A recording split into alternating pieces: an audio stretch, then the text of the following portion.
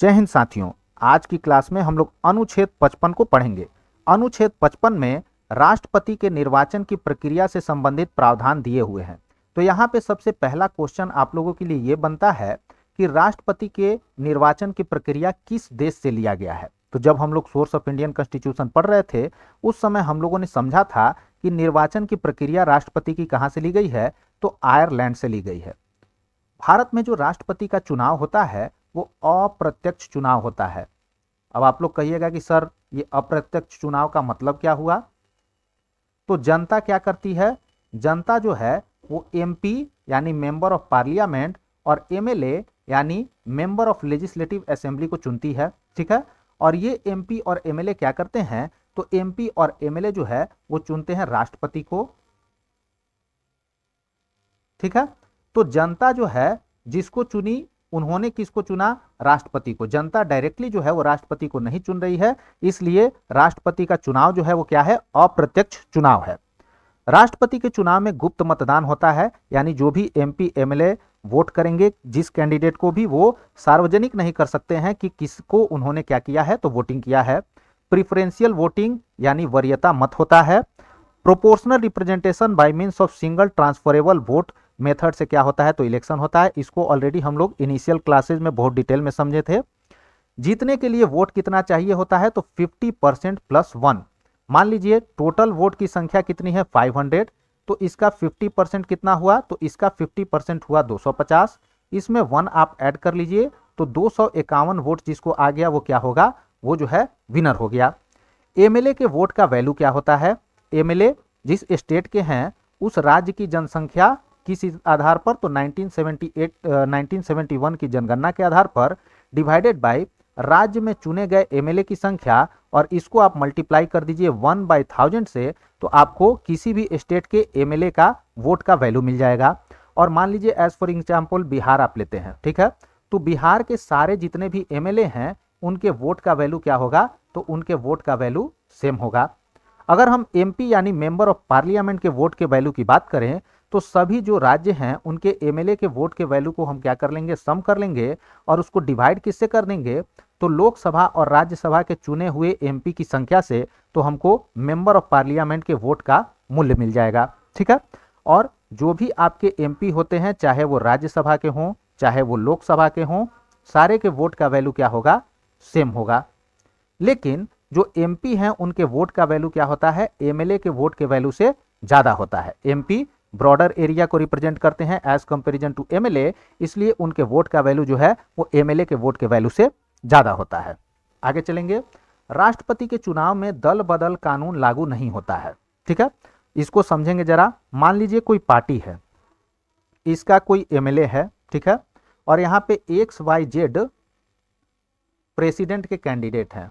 ठीक है, इस पार्टी ने क्या किया है, तो अपने पार्टी के सारे एमएलए और एमपी को बोला है कि आप लोग जो है एक्स को वोट देंगे। लेकिन कोई एक एमएलए है इस पार्टी का, इनको लगा कि नहीं, सबसे बेस्ट कैंडिडेट जो है वो क्या है, वाई है प्रेसिडेंट के लिए, तो इसलिए हम वाई को क्या करेंगे, वोट करेंगे। ठीक है, तो भले ही ये वाई को वोट कर दे अपने मन से, लेकिन पार्टी जो है इनके अगेंस्ट में दल बदल कानून के हवाला देते हुए कोई भी क्या कर सकती है, कोई भी एक्शन नहीं ले सकती है। ठीक है, प्रेसिडेंट के चुनाव में जो भी एमपीज हैं, जो भी एमएलएज हैं, उनको जिस कैंडिडेट को मन करे वो उसको क्या कर सकते हैं, वोटिंग कर सकते हैं। उनके अगेंस्ट में दल बदल कानून नहीं लगेगा। ठीक है, नीलम संजीवा रेड्डी एकमात्र निर्विरोध चुने हुए राष्ट्रपति हैं।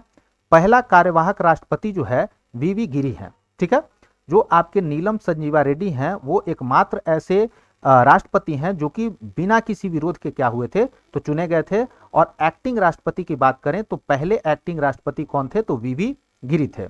अभी तक सिर्फ 1969 में एक बार ऐसा हुआ है जब राष्ट्रपति के चुनाव में दूसरे चरण की गिनती हुई है। राष्ट्रपति के चुनाव में जनरली क्या होता है कि पहले चरण की गिनती में ही ये फाइनल हो जाता है कि कौन कैंडिडेट जीता। लेकिन 1969 में क्या हुआ कि दूसरे चरण की भी क्या हुई, गिनती की आवश्यकता पड़ी, और इस समय वीवी गिरी ने नीलम संजीवा रेड्डी को क्या किया था, तो हराया था। अब जरा हम लोग समझेंगे कि राष्ट्रपति के चुनाव का जो वोटिंग होता है वो कैसे होता है, और काउंटिंग जो वोट का होता है वो कैसे होता है। देखिएंगे जरा।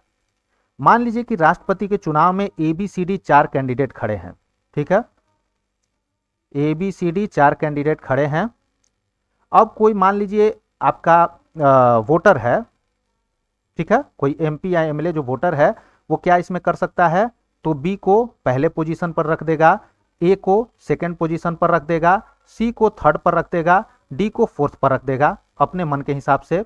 कोई दूसरा वोटर है, मान लीजिए वोटर 1 ने इस तरीके से किया, कोई दूसरा वोटर है उसका मन किया कि नहीं हम चारों को नहीं देंगे, चारों हमको अच्छा नहीं लग रहा है, हमको क्या अच्छा लग रहा है, तो हमको सिर्फ बी और सी ही अच्छा लग रहा है, तो ये क्या कर सकते हैं, ये जो है बी को फर्स्ट पोजीशन पर रख सकते हैं, सी को सेकंड पोजीशन पर रख सकते हैं अपने मन से, यानी सिर्फ इन्होंने क्या किया, बी और सी को ही अपनी वरीयता में रखा, बाकी ए और डी से कोई मतलब नहीं। कोई तीसरे वोटर हैं, उनको क्या इच्छा किया, उनको किया कि नहीं सारे के सारे बेकार हैं, सिर्फ जो है बी ही बेटर है, तो वो क्या करेंगे, ए बी सी डी में सिर्फ बी को क्या करेंगे, फर्स्ट पोजीशन पे रख देंगे और बाकी किसी को वोट नहीं देंगे, लेकिन मिनिमम जो है एक कैंडिडेट को आपको वोट देना ही है, ठीक है। तो ये तो हो गया कि वोट देने की प्रक्रिया। अब आते हैं कि गिनती कैसे होगा।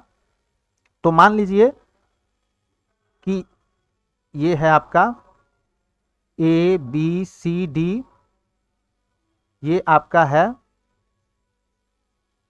ए बी सी डी, ठीक है।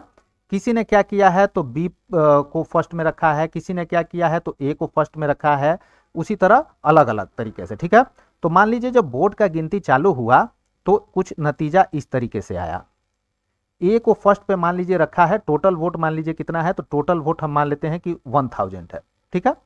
अब इसमें ए को रखा है कितने लोगों ने, तो ए को रखा है 400 लोगों ने फर्स्ट पे, बी को कितने लोगों ने रखा है, तो बी को रखा है 200 लोगों ने, सी को रखा है कितने लोगों ने, 200 लोगों ने, और डी को कितने लोगों ने रखा है, तो डी को रखा है, चाहे इसको मान लेते हैं हम 150 लोग और डी को भी मान लेते हैं 150 लोग, तो 4 2 6 और 4 2 6, इसको भी मान लेते हैं 200, अब हो गया 4 2 6 और 4 10, ठीक है। तो ये आया पहला चरण का नतीजा फर्स्ट राउंड काउंटिंग में।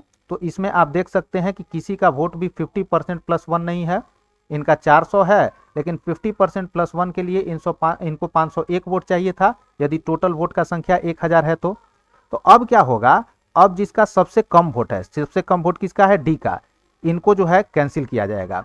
अब इस 150 वोट में क्या देखा जाएगा कि किसने सेकंड नंबर पर जो है किसको रखा है। मान लीजिए अब सेकंड राउंड का काउंटिंग हुआ, उसमें देखा गया कि डी वाले में जो है वो 105 लोगों ने क्या किया है, तो ए को रखा है सेकंड नंबर पे, ठीक है। तो यहाँ ए का वोट का काउंट कितना हो जाएगा, ए का वोट का काउंट हो गया 505, इनको क्या हो गया, तो इनको जो है वो मेजोरिटी मिल गया और ए जो है क्या हो गए, इलेक्शन जीत गया, ठीक है। तो इस तरीके से जो है राष्ट्रपति के चुनाव का वोट का काउंटिंग होता है और इस तरीके से जो है वोटिंग किया जाता है। तो ये हो गया हमारा आज का क्लास। नेक्स्ट क्लास में हम लोग आगे की बातें करेंगे। यदि वीडियो पसंद आए तो लाइक शेयर सब्सक्राइब जरूर करें। Thanks for watching students, bye, have a nice day.